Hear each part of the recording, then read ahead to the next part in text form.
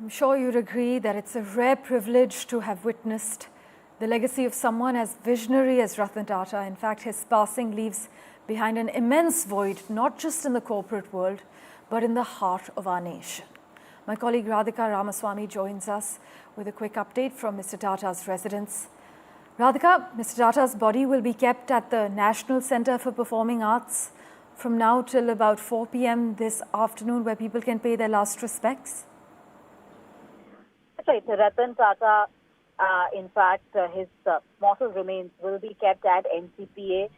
Just about a few minutes back, his mortal remains were taken away from his residence where I was, and now, of course, we're on our way to NCPA where his mortal remains will be kept for people to view and pay tribute to for the next 5 hours. From 10 a.m. till 4 p.m. is when the mortal remains will be kept for public viewing. Of course, we are expecting people from a cross-section of industries as well as those from political circles and common man to pay their tribute, pay their honor to the legendary visionary industrialist, of course, Ratan Tata, leaving behind a huge legacy, nation paying tribute, nation mourning the loss. There had been outpouring of tribute since last night, be it Prime Minister of the country, President of the country, cabinet ministers, and of course people from the entertainment and sports circle, and several from the industries paying their tributes and talking about his achievements, accomplishments, how he was not just an industrialist, how he gave back to the society, how he was a philanthropist par excellence, or something that is being spoken about across all circles. So he was not just a business leader, but also somebody who was committed to the society. A visionary leader who was a respected industrial, an icon, a legend is how people remember Ratan Tata as, which is why people will be paying their last respects. Of course, thousands of people will be gathering at NCPA is what we expect from a cross-section of sectors.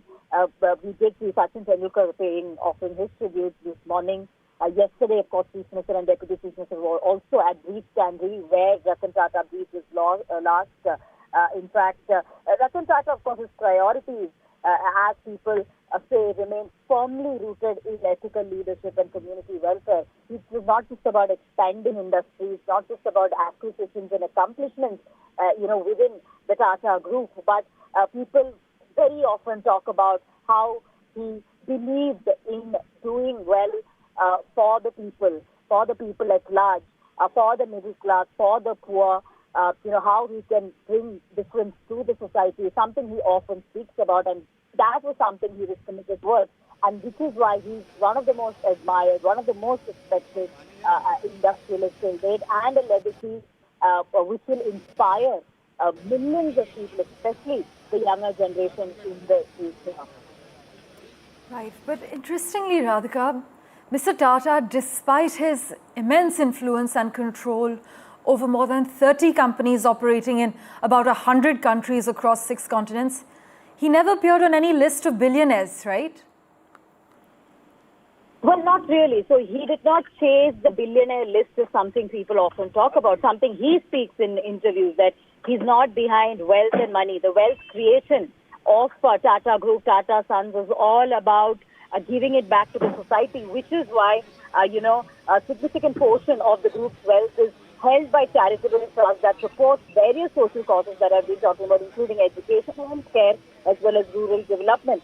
65% of his shares in Tata Sons going to charitable causes. So Tata Sons is built, Tata Group is built differently.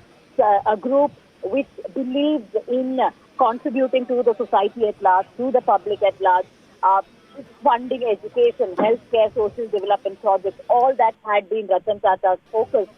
So therefore, he had been a devoted philanthropist and devoting, as I said, dedicating significant portion of his wealth to Tata Trust to fund all of these causes, to donate to many of these causes. We know there is Tata Institute of Social Science, which is his project, Aga Khan Hospital, another project of his, and also one of the recent dream projects of his, which is the Animal Hospital. Small Animal Hospital was one of his pet projects that was one of his biggest accomplishments of late.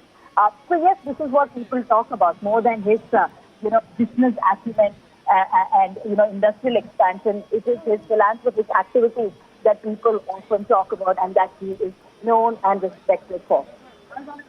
Right, Mr. Tata was known for his modest lifestyle, which stood in stark contrast to his vast business empire. That's something many have highlighted time and again.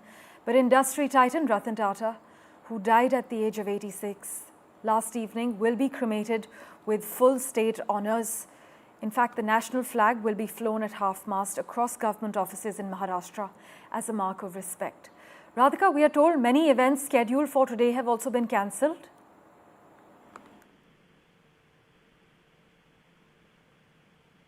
Right, we will just reconnect with my colleague Radhika Ramaswamy.